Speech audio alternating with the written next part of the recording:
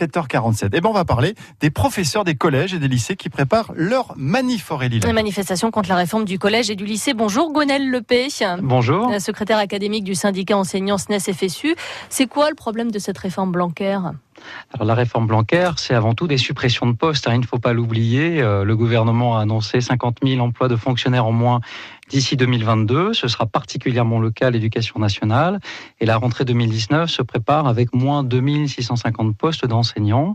Mais dans l'académie, ce sera moins 118 postes que nous allons perdre, avec une compensation en heures supplémentaires. Ce n'est pas du tout ce que nous voulons. Les collègues sont déjà chargés en termes de travail, avec des classes très chargées. Là aussi, il y a lieu au contraire de donner plus de moyens dans les vies scolaires et aussi plus d'enseignants pour desserrer les effectifs. Et ces réformes qui visent à supprimer des postes ne vont certainement pas dans le bon sens. Donc il faut embaucher plus ? Ah bien sûr, il faut recruter des enseignants, il faut former la jeunesse.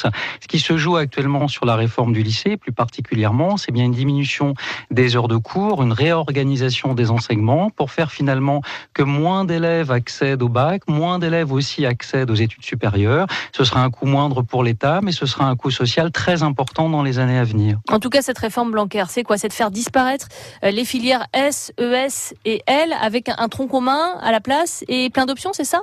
Voilà, vous avez raison, avec ce qu'on appelle surtout des enseignements de spécialité sur le niveau première. Il est vrai que les séries vont disparaître à la rentrée prochaine si la réforme s'appliquait.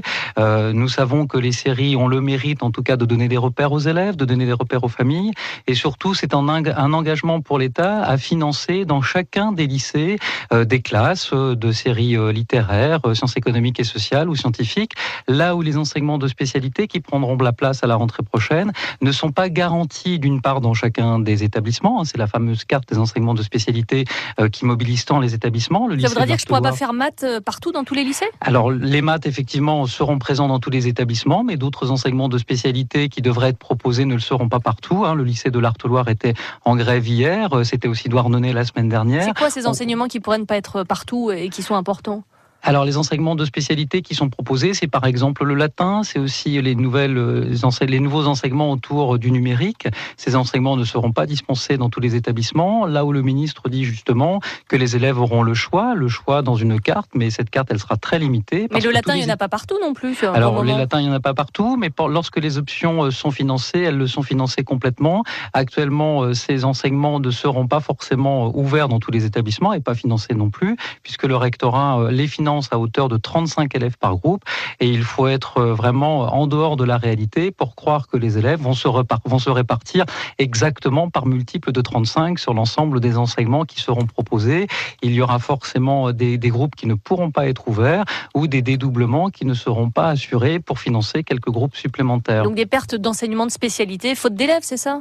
Bien sûr, et surtout avec une carte qui ne sera pas accessible à tous les élèves dans l'ensemble des établissements de l'académie. C'est bien ce que pointent justement les élèves qui étaient mobilisés en décembre dernier sur les inégalités territoriales, avec un impact très fort sur Parcoursup notamment, puisque désormais ce sont les universités et les écoles du supérieur qui vont sélectionner les jeunes sur profil, mais aussi sur leur parcours au lycée, et tous n'auront pas eu le même accès des spécialités, des enseignements sur le lycée Blanquer. Gwenaëlle Lepé, secrétaire académique du syndicat enseignants SNES-FSU. En deux mots, vous incitez les lycéens à continuer à se mobiliser ? Les lycéens savaient exactement ce qu'ils ont à faire. Ils se sont mobilisés, ils ont des représentants, des organisations lycéennes qui tentent d'ailleurs de se faire entendre. Le ministre Blanquer ne les a toujours pas reçus depuis leur mobilisation de novembre et décembre dernier. Nous, ce que nous souhaitons surtout, c'est qu'on leur laisse de la place dans les établissements pour pouvoir échanger entre eux. Et que ça soit peut-être plus calme aussi qu'en novembre et décembre, parce qu'à Quimper, par exemple, il y a eu des poubelles brûlées. Ouais. Bien sûr, mais qu'on sécurise d'abord leurs assemblées générales, qu'on ne laisse pas à l'extérieur lorsqu'ils demandent de se réunir. Ils ont le droit aussi d'exprimer leurs opinions. À l'intérieur des établissements. Merci. Bien sûr. Gwenaëlle Lepé, secrétaire académique du syndicat enseignants SNES-FSU, d'être en direct sur France Bleu Brésil, mobilisation des professeurs de collège et de lycée demain.